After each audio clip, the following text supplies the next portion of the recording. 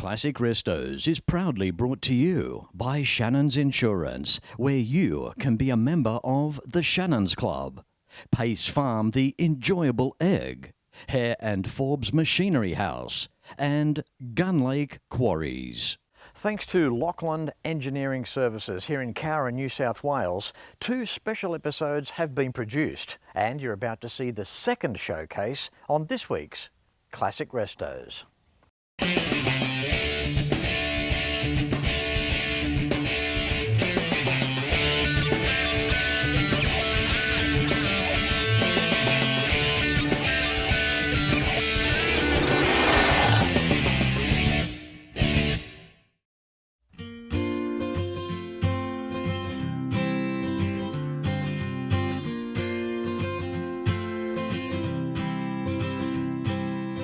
Meet Brian Tomkins at 75 years young, hosting a personality larger than life.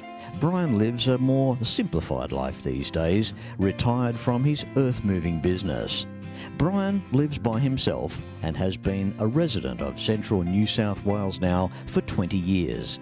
His passion for cars and trucks goes back many decades. Brian's vehicle collection spans a few marks as he shares the love for his automotive passion, where Ford is paramount.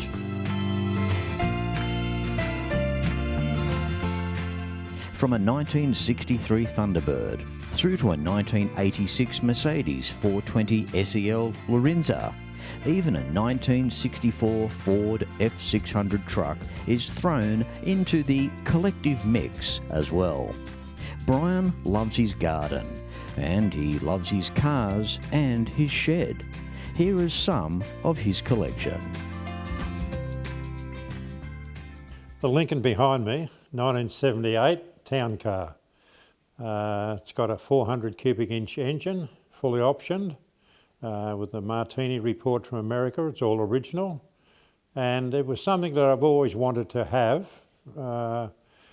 No particular reason, but I've always liked biggish cars, and I like the style of the Lincoln, and I've been looking for a long while on and off. And when one came available, we just followed it up, and the guy who had it for sale sent me a number of photographs of it, and I thought, well, if it's as good as it looks in the photos, I'll buy it. So we went up to Brisbane. It matched the description. We agreed on a price. First time I've ever driven a left-hand drive car. Bit of an initiation to drive it from Brisbane back to where I live, and but all good. Went like a dream. That was a bit of a worry, especially when the guy rang me up at town and he said, "Oh, you've made it so far without any trouble, have you?" A bit concerned about the rest of the trip, but no issues, and I really like the car, and it drives well, and one that I've always wanted to have. Well, Lincolns were the top of the line in their Ford product range. You had various options from leather to a velour type material, but I particularly like the one that's in the car, and it's a velour style.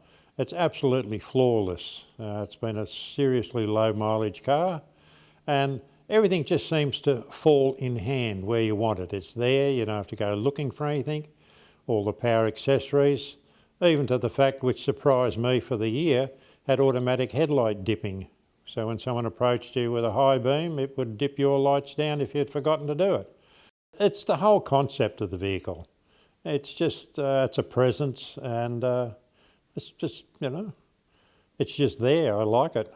And especially the little opera window in the back rear quarter, which is, you don't see in cars today. And the cornering lights on the front, which I think is quite unique. When you turn your wheel, a lot of light comes on down on the front fender and illuminates the curb for you. Not that I've never run up a gutter before, but it's a nice little, and it's all these little things that I like about the Lincoln that make it a little bit special. And the Towncar was their top of the line model.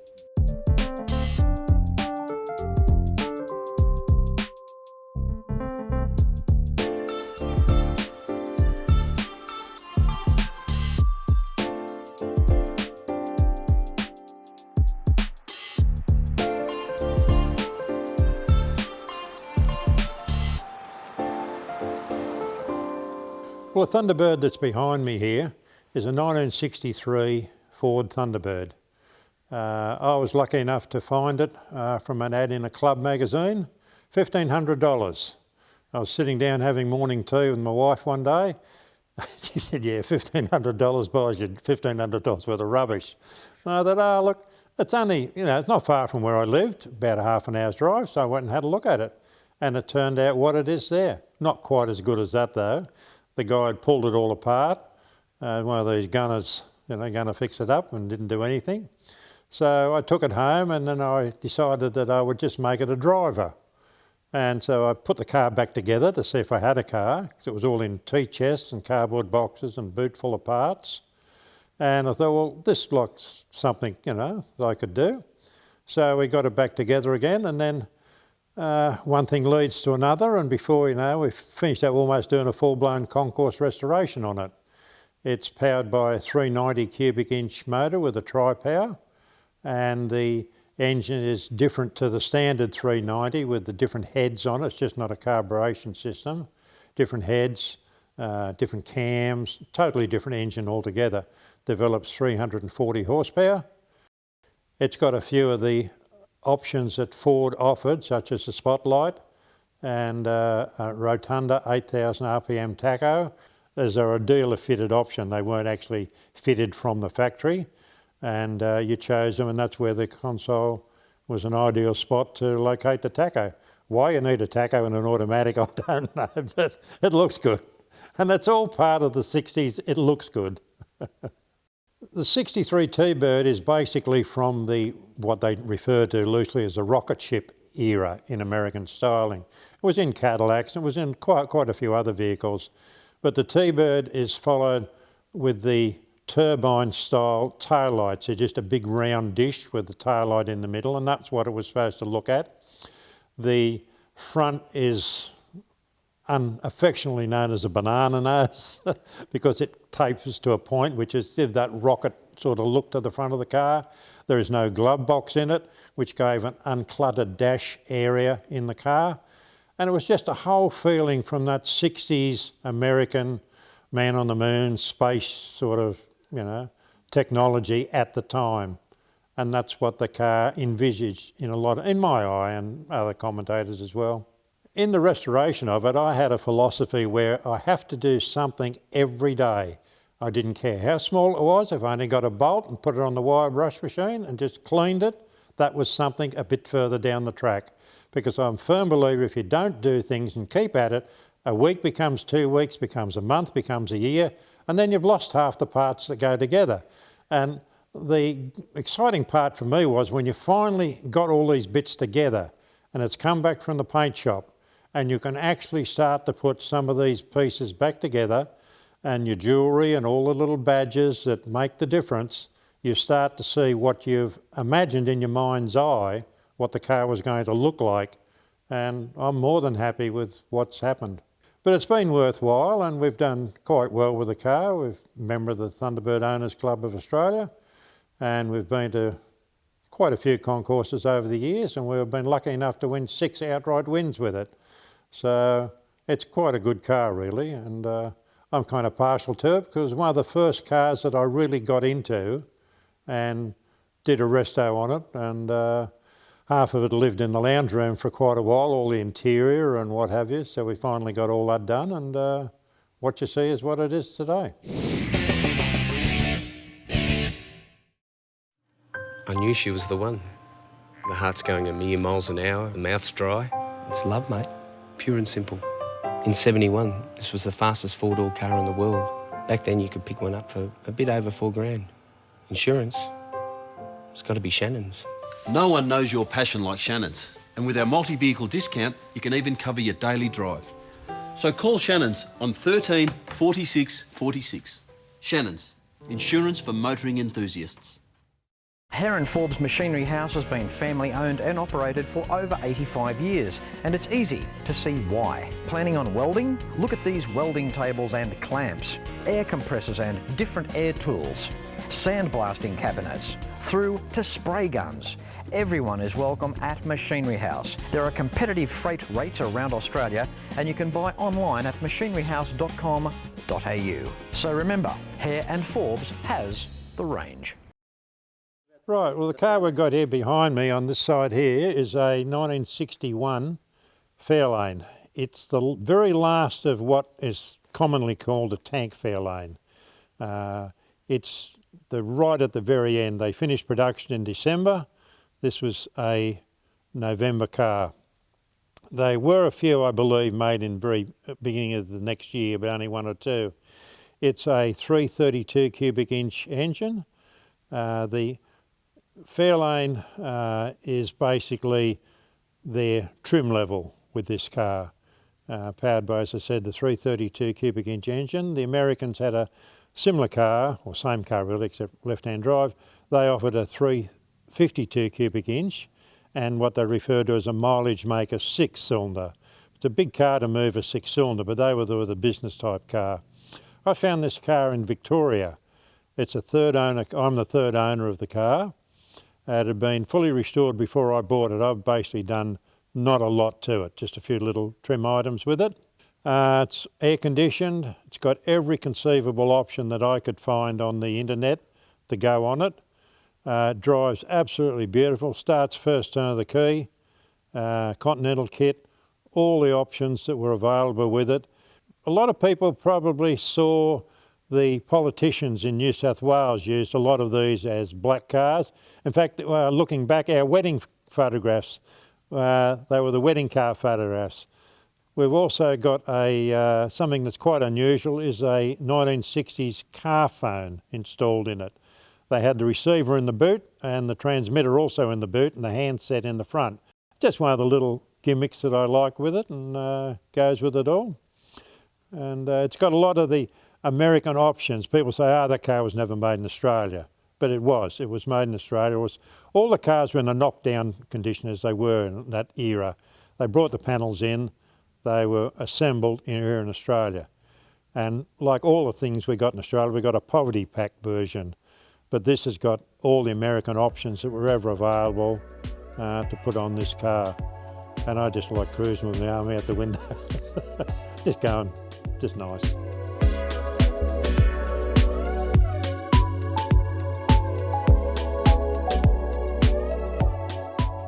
Probably something you may not notice from in here, but it's a right-hand drive factory car. Quite easy, it's a bolted system that there's no cut and shut to change them over, but these were made here right-hand drive in Australia, which makes it again all original. You have no problems with registration or getting engineers' approvals or anything. It just rolls straight out the door as a full-time American car really, but made in Australia.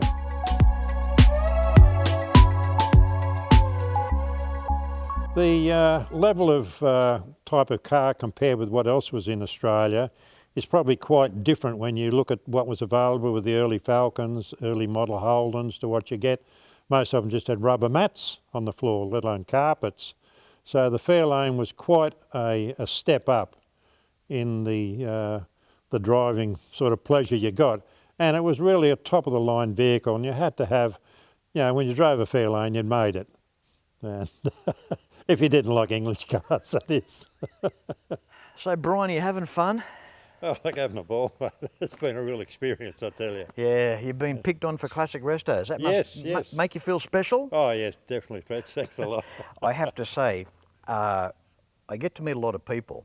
The attention to detail that you put into your restoration, it is Concours. You don't see much better than what I'm seeing here in this shed for this episode. It's time for a truck now. An F600, a Ford, 1964 model. Right. To think that these were once upon a time interstate trucks. Yeah. Well, this actually was a hay truck. Used to cart hay, and found a little bit of history from the previous owner, long before I bought it, and that's what he used it for, buying hay from the farms and then selling it to produce merchants or delivering it to other farms. You've just done an outstanding job here, starting with a pair of chassis rails, and you've put so much time into this. The beautiful Y-block, the 292 Ford V8. That's right, yeah. Running like an absolute Swiss watch. You've done a beautiful job there. Thank you. Tell us, where does it go back with you when we talk trucks? Like, you remember this truck from '64, obviously, but where did the passion start? My father used to drive interstate trucks, and as a kid I used to go off on, on school holidays, go off on trips to Melbourne, Brisbane, wherever. And I had an earth moving business in Sydney, and I used to have obviously a prime mover and a float there with moving excavators around. So I guess that's part of it, but I'd done cars, and I thought, well, this probably sounds stupid, but I've never restored a truck. And I thought, well, you can't have a Chev in the paddock. So I found the Ford, and that's where we went from there. That's one thing that I've learned about you, Brian. I learnt that fairly early in the piece. You are a Ford man, and I can't knock you for that. You've got some incredible products here. When I look at a truck like this, I mean, a lot of guys have restored a lot of trucks. I mean, there's a lot of beautiful workmanship out there. But even the two-tone, the paint colour scheme that you've gone with, that interior, boy, that's a step back in time. You've got the light hanging on the dashboard, an original dash cluster with the speedo, the upholstery work that's been done here. Brilliant. Yeah, thank you. Well, we based it on, or actually when my wife was with me, we based it on an American custom cab. Australia seemed to get the poverty pack of most of our vehicles in cars and trucks. Yep. And they're all options available. And from an Australian point of view, you could ask the dealer when you bought it to supply you with these if you wanted. Yep. But I just thought, well, to make it something different, we'll get all the American custom cab items that were available from Ford and just put it on it. The engines that were thrown into these things, how big did they go? This was basically it. After 65 they changed it and they went to more of an FE style motor, which was a 332, 300, the next sort of grading up from the old Y block.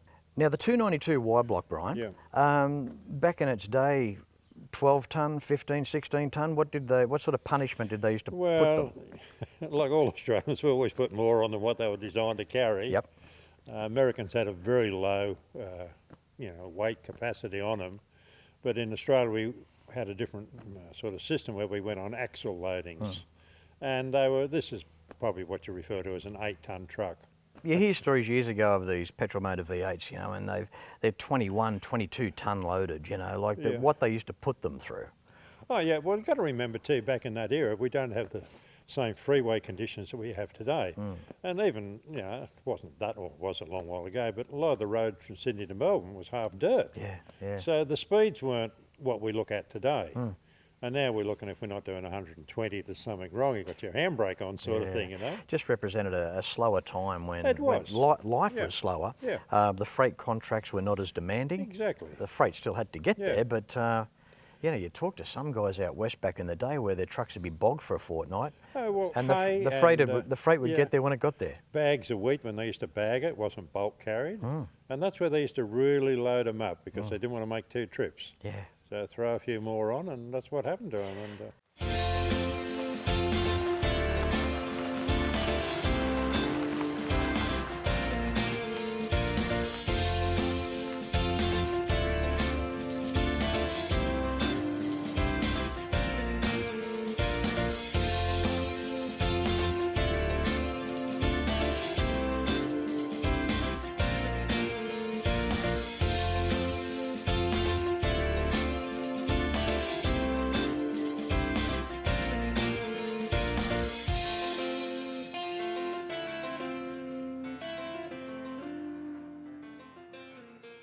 Wow, look at this. This is beautiful.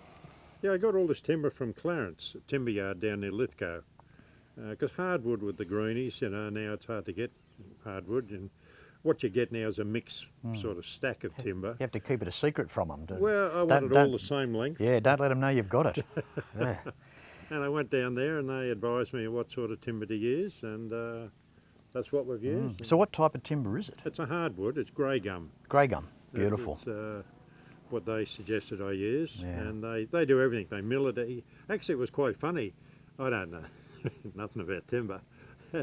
He walked out in the yard and he said, "What about that one there?" And he pointed to a log. He said, "That'll be a good one." I said, "Well, but they mill it themselves. They tongue and groove it all themselves. Kiln drying. All by at this mill in Clarence. like a scene out of Dueling Banjos. It was really old world, you know, ex-army blitzers and stuff, dragging timber around. That's amazing. It's the sort of stuff you'd make a country bar out of it, wouldn't you? And I love the eyelet plates that you've put into position, and these eyelets here, everything's just so. Yeah, well, I didn't want to neat. scratch up my tyre rails. No, well, that's true. Mind you, you've got these eyelets here, but I can't imagine a big load on here anytime soon, Brian. No, well, actually they were for my car, as a car transporter. The strap went over the front, under these, round and back, and that's where the ratchet was at the back here where I could get to it. That's why they're at the back. Yeah. Just makes it easy to get it. Beautiful. I love this sticker on the back too. It's life's too short to drive an ugly truck. Well, there's a lot to be said for that.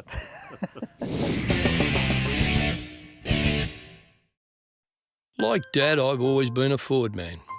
The Falcon Squire wagon was unloved in 1964, but turns heads today.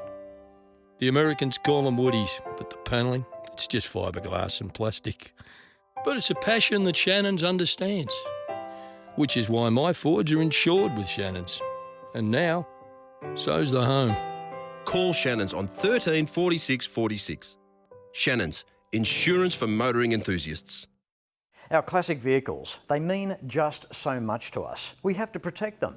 And that means being insured with Shannons. Why not pick up the phone and give Shannons a call for a quote and a chat on 134646. And if you are yet to discover the Shannons Club, there is hours of entertainment there awaiting you, such as Shannons Club TV, Legends of Motorsport, Driven, End of an Era, and of course classic Restos.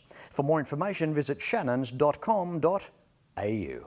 Gee, Brian, you got some trophies. Thank you. Thank you. Look good. I think so. Taking a while. You're not collecting them anymore? No. You're giving up? Enough dust collectors. This guy was that close to having to extend his shed another 3 metres that way for the trophies. Representing these fine vehicles that you have here, the one behind us, no exception. This is the nicest Squire that I've ever seen. It reminds me of the Shannons commercial. What's the story? Where did you find this? Again, on car sales. I was looking there, and then I saw another one, the same car listed in another spot, and it was in Toowoomba. And I rang the guy, and same as the Lincoln, came to a deal. And I thought, well, if it's as good as what you say it is, I'll come up and have a look at it. Went up to Toowoomba, and he'd lost interest in the car. He was in the era of that Gone in 60 Seconds movie with the Mustangs and all that, Eleanor Mustang type. That's what he wanted, and this didn't sort of match the same image as the Mustang, so he put it in a storage unit, and there it had sat. And so he brought it out, picked me up at the bus depot in Toowoomba, because I got the plane up, then train, then went out there. And I said, how's it go? And he said, oh, okay. He said, I've only driven it to Brisbane and back. That's all it's ever done this life, since everything was rebuilt. So he said, where are you going with it? I said, oh, Cowra. Good luck. It's amazing, this car, it really is. It's still got the plastic on the seats, Brian. Yeah, that was original. I've had it replaced because the other stuff had lost its just age, gone hard and brittle plastic, so we put new stuff on. And you've got to love the poly wood up the side of it. Isn't it great, isn't it? Yeah, it's a real, talk about an American inspiration. Well, they were. Yeah. That's why they weren't real popular in Australia. People were not too Americanised at the time. I guess they were, when we look back now, they were the first family truckster in a sense, weren't they? Yeah, they were. But in all its glory, it's just gorgeous with its roof rack, the Venetian blind in back there. As I mentioned, the plastic on the seats, I love that steering wheel, beautiful horn ring. The wood grain panelling up the side is just superb. Thank you. Even across the dash pad, the padded dash, looks sensational. Yeah, well, that was all original.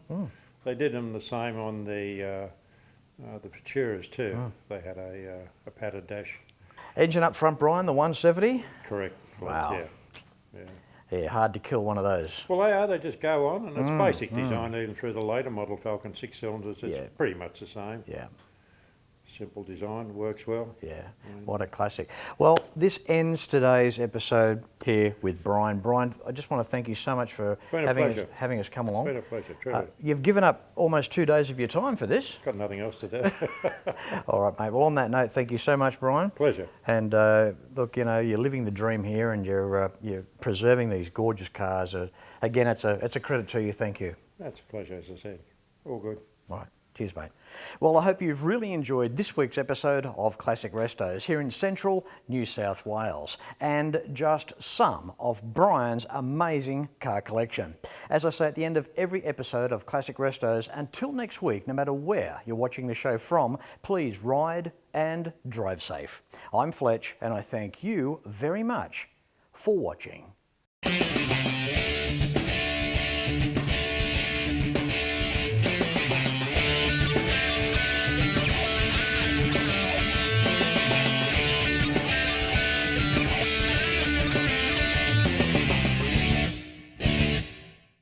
You can like and follow us on Facebook at facebook.com/ClassicRestosTV and watch catch-up episodes at shannons.com.au. Classic Restos is proudly brought to you by Shannons Insurance, where you can be a member of the Shannons Club. Pace Farm, the enjoyable egg. Hare and Forbes Machinery House. And Gun Lake Quarries.